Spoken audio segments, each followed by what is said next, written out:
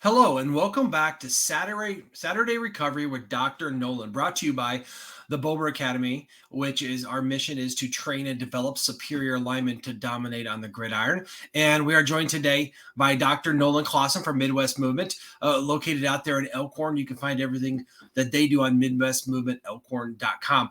Quick reminder, if you're listening to this on a podcast app, just click the subscribe button so you get notified of new episodes coming out. We got a couple new ones every week.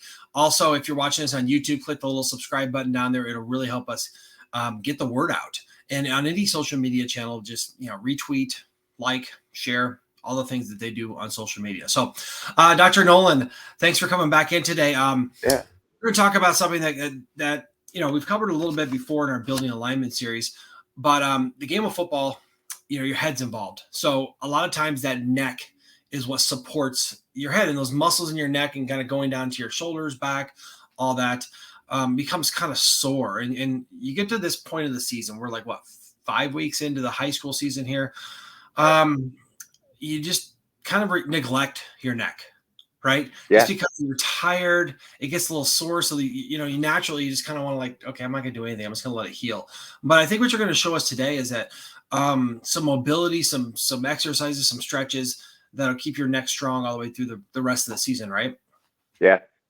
Another point to bring up, a lot of times when kids are having concussions, the neck is usually involved a little bit. So it's another thing to address, especially when we have a concussion, is almost all the time it's a neck complaint also contributing to the headaches or the concussion-like symptoms.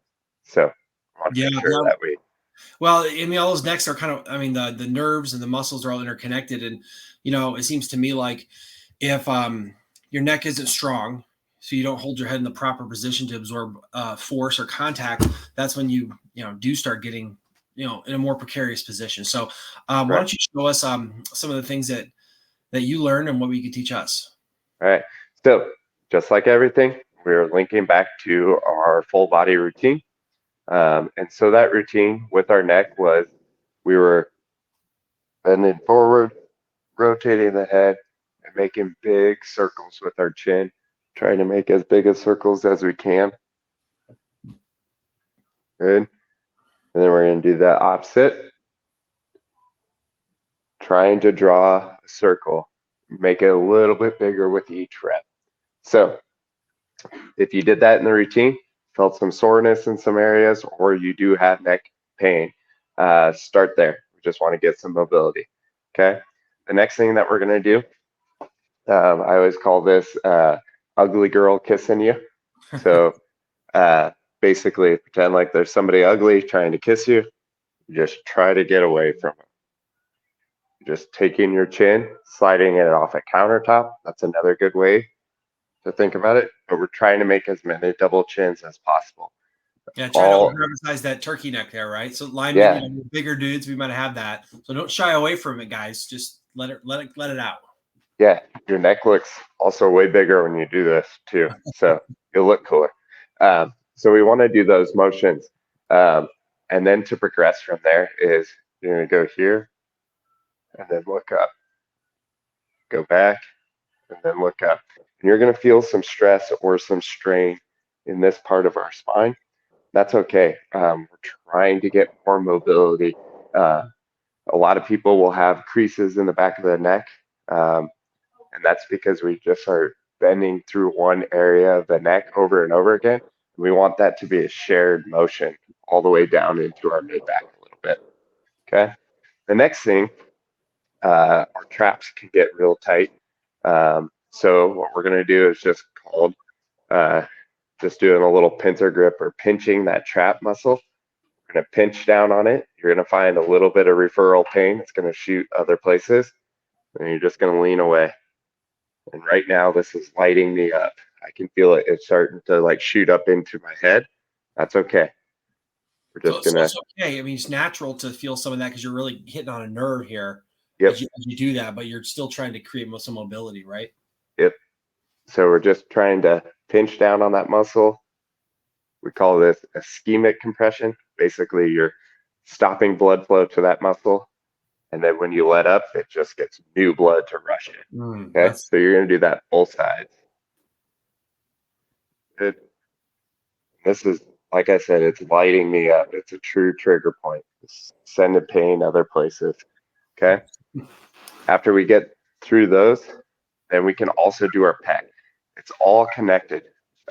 So we have rounded shoulders, it's going to pull our head forward. If we get those shoulders back, it's going to help pull our head back. So we're going to pinch the pec. We're just going to stretch back. Pinch again, stretch back. You're going to find similar. You're going to find that referral. It's going to probably shoot maybe even into the elbow or into the arm. That's what we would call a trigger point. If you get referral pain, that's a trigger point. Good. And then we'll do that to the other side. Just to really get those pecs to open up a little bit. Good. The other thing that we're going to do, everybody has foam rollers. They're really popular. But all we're going to do is we're going to lay on our back and put that foam roller like at the base of our skull, just right there. And we're just going to turn our head and say no a bunch of times. Roll down just a little bit. Again, no. And you're not up on that roller with like your weight supporting the roller. Nope. You're just it's just your weight of your head that's getting some pressure, right? Yep. We're just going back and forth. Not too many people roll out their neck muscles, right? Mm. And they kind of get neglected. And then we're going to roll down further. Just roll back and forth. There you go. And so that's kind of the soft tissue side of things. We already kind of showed this exercise, but the next exercise that we love to do, and you'll see us do this a lot.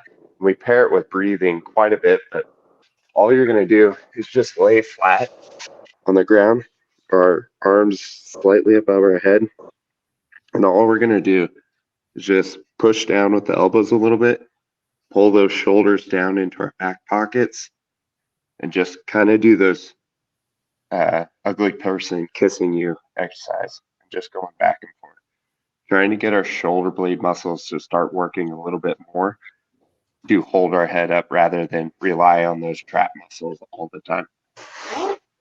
So, that's typically what we are doing in office with people with neck complaints and especially athletes. So there's no secrets here.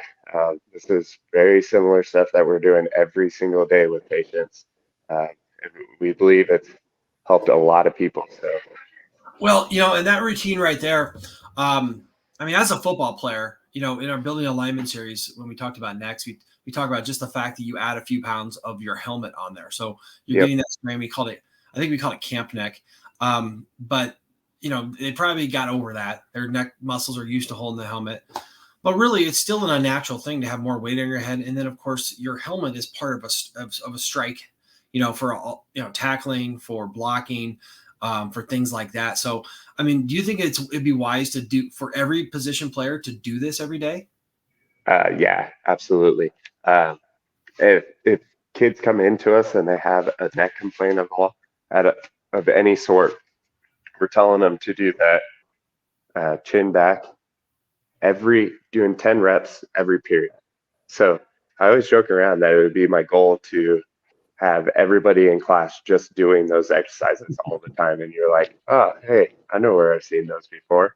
That could be like a TikTok trend, a class doing that.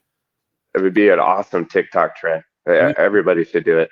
We can make it work. Any of you that listen out there, there's a TikTok trend for you. That's great. And like, I think what I also noticed here is that you didn't just work on the neck.